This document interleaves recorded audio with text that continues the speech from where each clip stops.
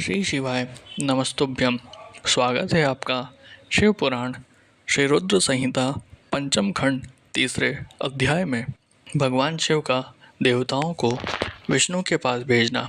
ब्रह्मा जी बोले, हे नारद, इस प्रकार सब देवताओं ने त्रिलोकीनाथ भगवान शिव को उन तीनों तारका पुत्रों के आतंक के विषय में सब कुछ बता दिया। तब सारी बात सुनकर भगवान शिव बोले, हे देवताओं, मैंने तुम्हारे कष्टों को जान लिया है। मैं जानता हूँ कि तारकाक्ष, कमलाक्ष और विंध्युमाली ने तुम्हें बहुत परेशान किया है, परंतु फिर भी वे तीनों पुण्य कार्यों में लगे हुए हैं। वे तीनों मेरे भक्त हैं और सदा मेरे ध्यान में निमग्न रहते हैं। भला मैं अपने भक्त को कैसे मार सकता हूँ? वे तीनों तारक पुत्र पुण्य संपन्न हैं। वे प्रबल होने के साथ साथ भक्ति भावना भी रखते हैं। जब तक उनका पुण्य संचित है और वे मेरी आराधना करते रहेंगे, मेरे लिए उन्हें मारना असंभव है, क्योंकि स्वयं ब्रह्मा जी के अनुसार मित्रद्रोह से बढ़कर कोई भी पाप नहीं है। जब वे तीनों असुर नियम पूर्वक मेरी पूजा आराधना करते हैं, तो मैं क्यों बिना किसी ठोस कारण से उनका वध करूं? हे देवताओं, इस समय मैं तुम्हारी कोई सहायता नहीं कर सकता, अतः तुम सब श्री हरि विष्णु की शरण में जाओ। अब वे ही तुम्हारा उद्धार करेंगे। भगवान शिव की आज्ञा पाकर सभी देवताओं ने उन्हें पुनः हाथ जोड़कर प्रणाम किया और श्री हरि विष्णु से मिलने के लिए उनके निवास वैकुंठ लोक की ओर चल दिए। उन्होंने अपने साथ मुझ ब्रह्मा को भी ले लिया। वैकुंठ लोक पहुंचकर सब देवताओं ने भक्तिपूर्वक श्री हरि को प्रणाम किया और उन्हें भगवान शिव द्वारा कही गई सब बातों से अवगत कराया।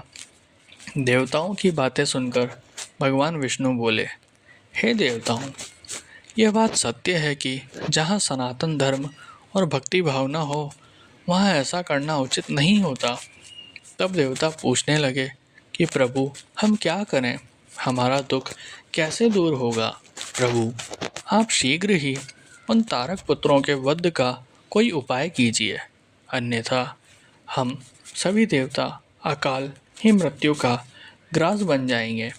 भगवान, आप ऐसा उपाय कीजिए जिससे वे तीनों असुर सनातन धर्म से विमुख होकर अनाचार का रास्ता अपना लें, उनके वैदिक धर्म का नाश हो जाए और वे अपनी इंद्रियों के वश में हो जाए, वे दुराचारी हो जाएं तथा उनके सभी शुभ आचरण समाप्त हो जाएं। तब देवताओं की इस प्रार्थना को सुनकर भगवान श्री हरि विष्णु एक पल को सोच में डूब गए। तत्पश्चात बोले, तारक पुत्र तो स्वयं भगवान शिव के भक्त हैं, परंतु फिर भी जब तुम सब मेरी शरण में आए हो, तो मैं तुम्हें निराश नहीं करूँगा, तुम्हारी सहायता अवश्य ही करूँगा। तब श्री हरि विष्णु ने मन ही मन यज्ञों का स्मरण किया। उनका स्मरण होते ही यज्ञगण तुरंत वहाँ उपस्थित हो गए। वहाँ श्री हरि को नमस्कार करके उन्होंने पूछा कि प्रभु, आपने हमें यहाँ क्यों बुलाया है? तब श्री हरि मुस्कुराए और बोले कि हमें तुम्हारी सहायता की आवश्यकता है, इसलिए हमने तुम्हारा स्मरण किया है। तब वह देवराज इंद्र से बोले कि हे देवराज, आप त्रिलोक की विभूति के लिए यज्ञ करें। यज्ञ के द्वारा ही तारक पुत्रों के तीनों पुरों नगरों का नाश संभव है। भगवान श्री हरि विष्णु के वचन सुनकर सभी देवताओं ने आदरपूर्वक विष्णु जी का धन्यवाद किया और उन्हें प्रणाम करने के पश्चात यज्ञ के ईश्वर की स्तुति करने लगे। तत्पश्चात उन्होंने बहुत विशाल यज्ञ का आयोजन किया। सविधि उन्होंने उत्तम यज्ञ भक्ति भावना से आरंभ किया। यज्ञ अग्नि प्रज्वलित हुई। यज्ञ पूर्ण होने पर उस यज्ञ कुंड में शूल शक्तिधारी विशालकाय हजारों भूतों का समुदाय निकल पड़ा।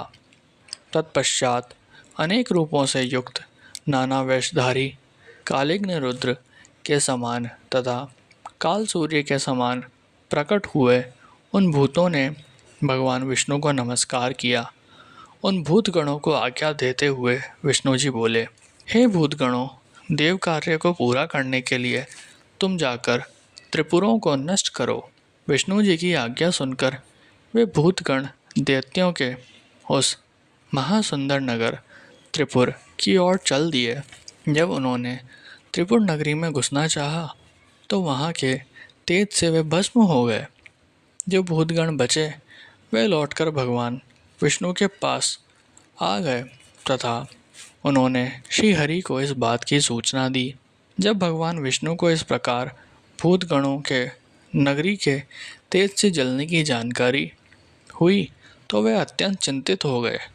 तब उन्होंने देवताओं को समझाया कि वे अपनी चिंता त्याग कर अपने अपने लोकों को जाए।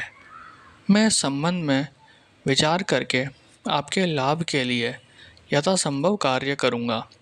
मैं तारकाक्ष, कमलाक्ष और विंदुनमाली नामक तीनों असुरों को शिव भक्ति से विमुख करने का प्रयास करता हूँ, तभी उन पर विजय पाना संभव होगा। तब श्रीहरि को प्रणाम करके सभी देवता अपने अपने लोकों को वापस लौट गए।